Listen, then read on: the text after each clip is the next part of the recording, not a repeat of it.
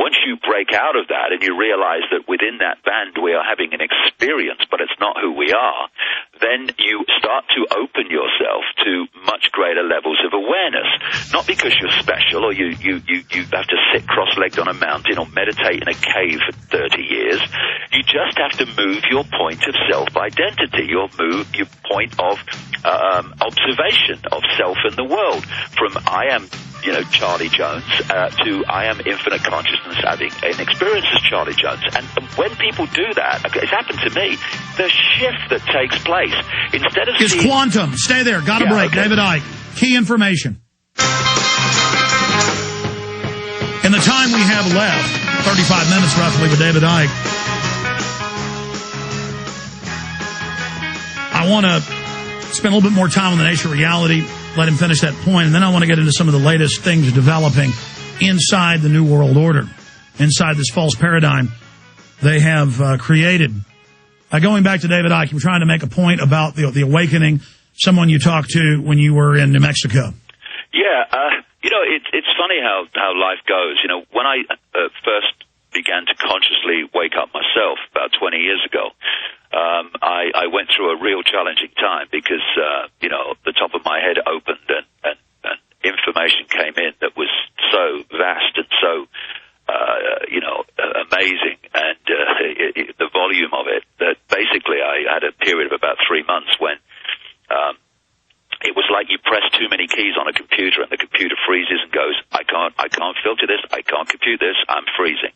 And after that 3 months happened, everything morphed back into, I was the guy I was before, but I saw the world completely differently. And one of the things that I picked up at that time was that there was a cycle coming of a vibrational change that was going to wake people up from this amnesia. And there seemed no chance of it at the time. There's no sign of it. And the first book I ever wrote after I had my awakening experience, I actually called Truth Vibrations, because after this vibrational change that was going to bring all that had been hidden to the surface so people could see it, and where's the evidence? But 20 years later, look at it. And I am seeing, as I travel around the world, this incredible awakening that's going on. I met a lovely guy in Santa Fe at the talk yesterday, who'd come from Texas. And he said to me, 3 months ago, I was totally asleep. And 3 months later, he's coming to an event. He's flying from Texas to Santa Fe to this event. And people are waking up so fast. And it's this awakening that is the real point, I would suggest, of what's going on in terms of all this New World Order. It's absolutely no accident that they are throwing everything at us, and they're preparing to throw everything they can in the next few years at us at the time this awakening's taken place. I mean, I picked up a long time ago, years ago, that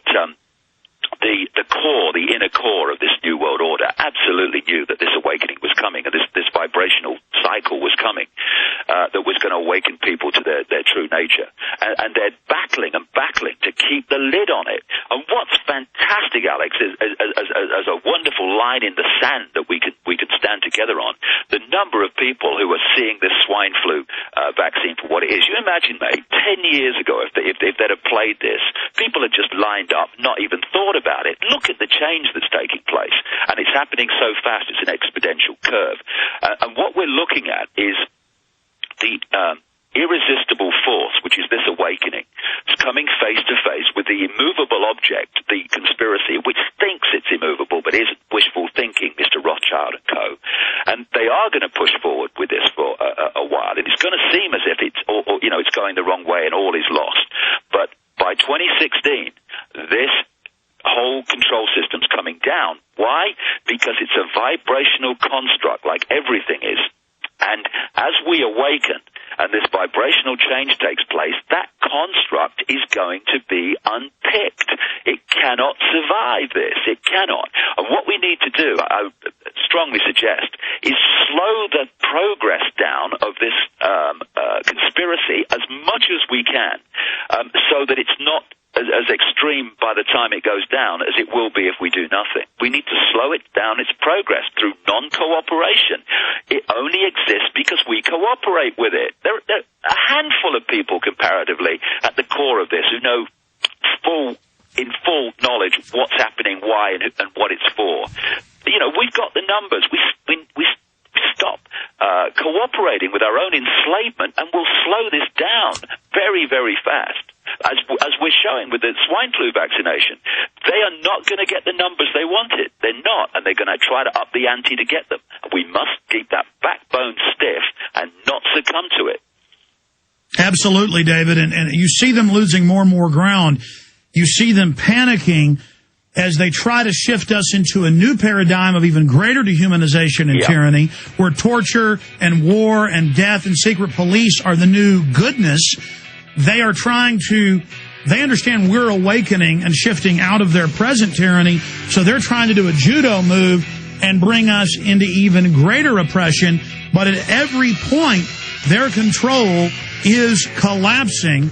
And as you said, we've got to slow them down because they're going to throw everything at us, including World War III, and it's going to be deadly dangerous.